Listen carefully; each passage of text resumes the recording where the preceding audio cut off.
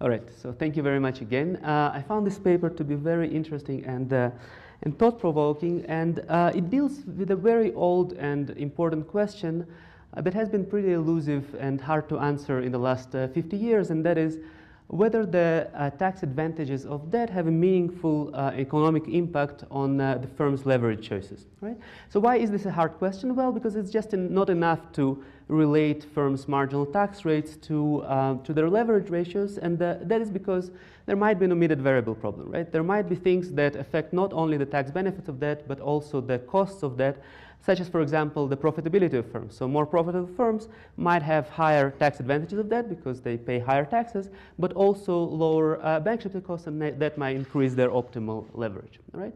So it is impossible to hold the marginal cost of debt constant, so it's not enough to just relate the leverage ratios to firms' tax rate. So what does this paper do? They do a very clever thing. They find a quasi-natural experiment, some exogenous event that affects firms' tax rates, and looks at how that increases in tax rate, how that affects the optimal or observed leverage choices of firms. And the event is the increases in state taxes across the US states. So what are the main findings? The first main finding is that the increase in firms' leverage ratios, there is increase in firms' leverage ratios following the increase in taxes in their incorporation states. And that is similar, relative to similar firms that do not undergo these tax increases, firms in neighboring states or control firms in general. And the effects are very strong economically. So the increase relative to control firms in firms' leverage, in the leverage of firms that are affected by tax increases, is more than 1 percentage point or more than 5 percentages relative to their existing leverage ratios, right? There are no similar changes in following tax cuts, right? And the conclusions of the authors is that there is some path dependence, right? It's not enough only to look at the existing tax rates to conclude about the optimal leverage ratios of firms. It's also important to look at the evolution of tax rates in the past, right? That also might affect the observed leverage ratios of firms. The third finding is that the changes in leverage are larger within firms that are more likely to be affected by changes in state tax rates. And those are firms that produce in the states and sell in the states, such as domestic as opposed to multinational firms, and firms that sell more in their headquarters state, and in the state that, in which they're incorporated. And then the authors also find that the likely reason for those observed results is actually the tax benefit of debt, in the sense that firms that are more likely to be affected by the increases in state tax rates are those that increase leverage, and those are profitable firms and investment-grade firms. Now, as Florian explained very well, one important step is in establishing that the event is exogenous is trying to deal with the omitted variable problem. And the authors do a couple of steps in that direction. They basically show that the observable economic conditions in the state do not affect both changes in state tax rate and firms' leverage ratios, leverage ratios of firms incorporated on those states. All right? And in addition, they do another test showing that when the control firms are chosen from a set of adjacent state and counties, the effects not only not disappear, they also become stronger, right? So, this is a step in the direction of showing that omitted variable problem is not what is driving the results. Now, there is a pretty clear recipe for a successful paper and a successful empirical paper in particular, and it includes three main ingredients. The research question has to be important, and I'm sure that this is the case here. The results have to be strong, and the results are indeed very strong here. And the third ingredient, which I think requires a little bit more work, and I'll explain this in the next few minutes, is that the authors should try to rule out alternative explanations for their findings. And I'm going to go over a few of the explanations that might explain the findings in the paper. So before I go to these findings, and trying to see whether the alternative explanation that I had in mind actually makes sense in the data, I had to go and try to replicate what the authors have found in their paper, right? Now, as soon as I started doing this, it became, I really understood that the authors did a lot of work in trying to trying to clean the data and make sure that, some water, sorry.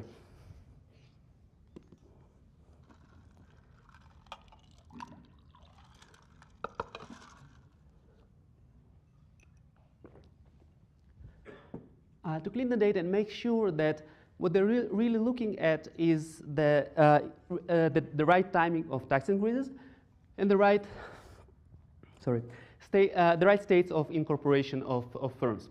And what I have in mind is what Florian mentioned, that Compustat really reports the current location of firms, current state of incorporation, as opposed to the historical state of incorporation that that needs to be used in the analysis. And the second thing that the authors do is that they need to really look at when the tax changes really take effect, and that depends on the fiscal year end of the fiscal year end of each firm. So what I found in my dirty data is that the real effect of tax increases on the leverage of firms is something like 0.68 percentage point relative to 1.14 percentage points that the authors have found. So that illustrates clearly that it is important to use the clean data as opposed to the dirty data that I'm going to be using here. So all of the things that I'm going to say need to be verified by the authors using their clean data. Now what is important is that it seems to be enough to look at just mean changes in leverage ratios, as opposed to just using the sophisticated multivariate regression that the authors have been using, because the effects of including the control variables do not seem to be large. If you compare the number of 1.14 in the second table there to the coefficients of the dummy variance in the various specifications the authors have been using, the differences are quite small. So what I'm going to be doing is basically using the mean changes in leverage and mean changes in other variables to try to illustrate the alternative stories that I might have here. So the first comment relates to this hysteresis hypothesis that the authors have been talking about, and that is the path dependence of leverage ratios across time. So what I have written down here is changes in leverage in event years for various definitions of leverage. So book leverage and market leverage, adjusted or non-adjusted for control firms. So what you see here is that indeed there is an increase in leverage in year one relative to the event time, so in a year following the tax increase. But then this increase in leverage is completely reversed in the following year, right? So the reduction in leverage in the following year is actually larger in all of the cases than the increase in leverage in the year after the tax increase takes effect, right? What does this mean? Well, it means that it's not enough to just compare the changes in leverage post-tax increases and tax cuts. It is also important to see whether those increases in leverage or decreases possibly after tax cuts are permanent or not, and they don't seem to be, all right? The second point is, well, I was trying to think why states actually change their tax rate, right?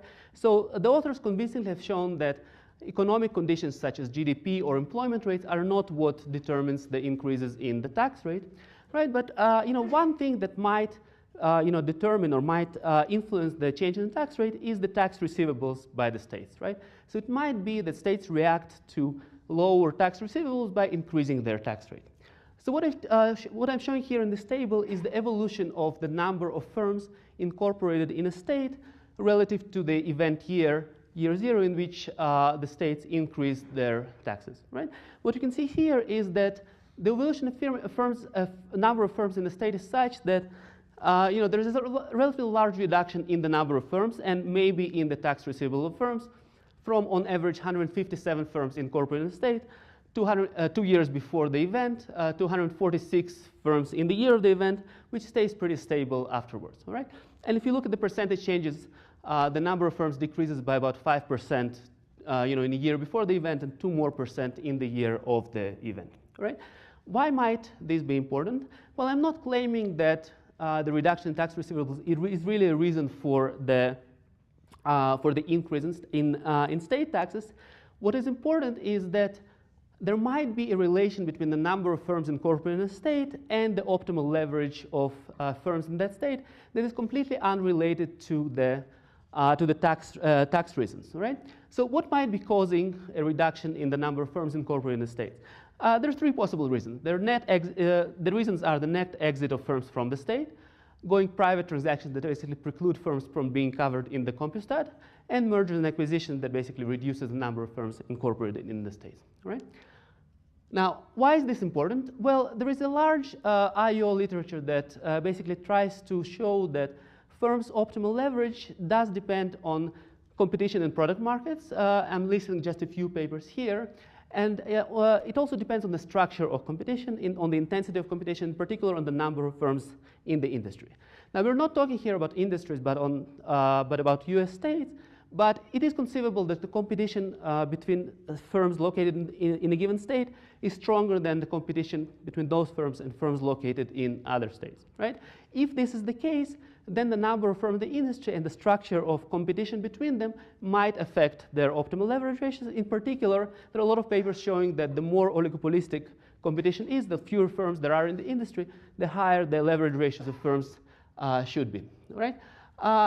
It's less clear what should happen when firms go private. I don't think that it is as economically important, but I have a paper showing that the optimal response of firms to other firms going private might be the increase in their leverage ratios.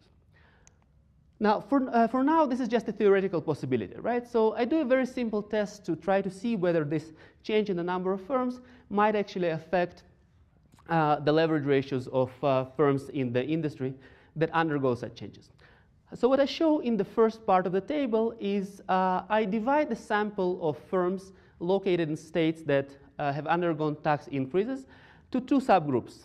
In the first group, there are firms in which the number of firms in the 2 years prior to the tax increase has increased on the left part of the table. In the second group, there are states in which the number of firms in the state prior to the tax increase has decreased, right? You can see that in most states, in 80% of the states, the number of firms has actually decreased. We've seen that in the summary statistics a couple of slides before. What is important that in those states in which the number of firms have decreased prior to the tax increase, the leverage is going up by 83 basis points.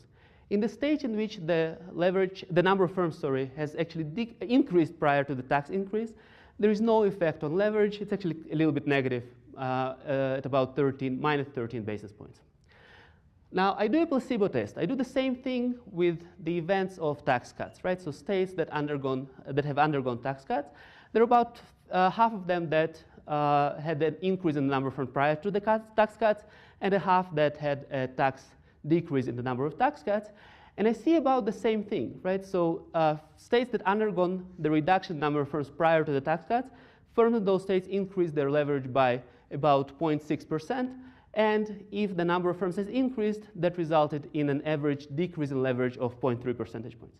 So if you compare the numbers horizontally, as opposed to comparing them vertically, you see that the differences are much larger. So it seems that the change in the number of firms might play as important a role in the firms' leverage choices as the changes in the state tax rate.